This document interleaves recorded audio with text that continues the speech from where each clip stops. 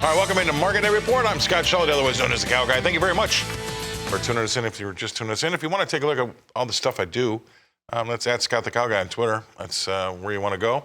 I post a lot of things for my show, everything that I see during the day. So at Scott the Cow Guy on Twitter, love to see you there. Why don't we see what these markets are doing and see if how our mood should be today, right? I guess if you're a producer, maybe if you're a consumer, that might be changing. But let's talk about corn. That's higher today. It's been around this about 6.5 cents higher all day today.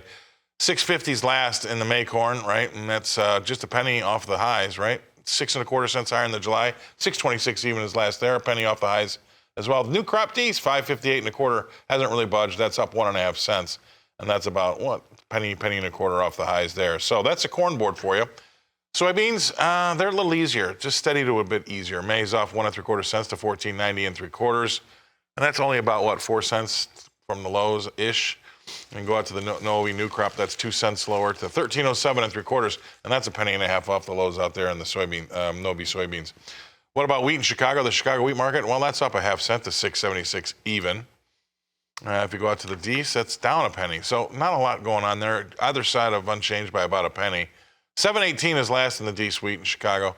7.18.5 actually is last. So that will give you an idea. But we're in the middle of the day's range there too. How about hard red wheat in Kansas City? Anything happening there? Well, we're higher, 7.75 cents higher in the May.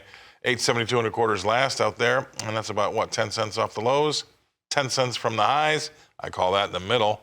This is up 7.75 cents to 8.51 and then moving right along, they want to go to let's go to Bloomington or Minneapolis or wherever we want to trade the spring wheat. That's that front month May contract is off a penny, 8.71 even is last there, and we've got say the D's off a penny as well to 8.70 1/4. And then finally, let's take a quick peek at cotton. What's cotton got in store for us today? We're a 54-point loser. 82.66 is what the May stands at. Go out to the D, that's off by 68 cents itself to 82.56. And that gives us an opportunity to bring in our next guest analyst. That's going to be Todd Horowitz. He's with Bubba Trading in Las Vegas. I don't know if he's there today. He is.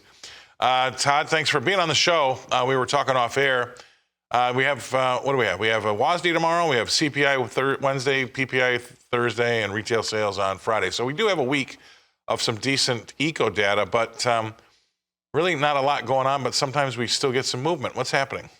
You know, it's really quiet, Scott, and I think, first of all, I love the Cow Guy stuff. Check it out every day. But, you know, when I look at in this world, both the producers and the consumers are getting stuck, right? The consumers are paying way too much, and the producers aren't getting enough. So it's been a really wild market even today. I mean, wheat was up 10 cents, and it was down 8 cents. It's obviously 18-cent range today. We're seeing up and down. Every time I look at the board, they're either green or they're red, and they rotate every time I look over.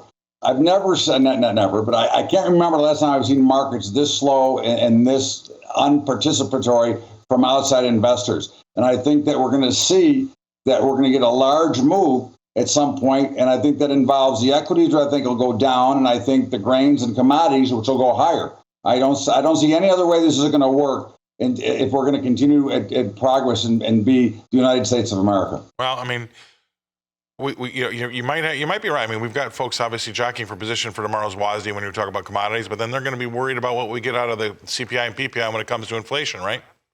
Well, those numbers are artificial. Those numbers are so inaccurate. It's ridiculous, Scott. You know, we look at those numbers and they come out with a 6.5. Any normal human being that shops in the grocery store knows that inflation is higher than 6.5%. It is laughable that we go, and now we've got crude oil prices back on the rise. And don't be surprised when OPEC cuts production once again right before driving season so that we can even pay more and they can make more profit for Aramco. Okay. All right, stay right there. We're going to go away. We're going to pay some bills. We're going to come back and talk more livestock with Todd Horowitz. He's with Bubba Trading in Las Vegas. We'll be right back. All right, thanks for coming back. Let's talk about the livestock, the meats, the proteins, whatever. Let's dive right in and see what we've got going on in Chicago live cattle. That'll be a great place for us to jump off from, and that's a 22-cent higher board in that April live cattle market, 171.30 there. And again, we've only had about an 80-cent range, so small range, small change, not a lot going on. 22 cents higher in the front.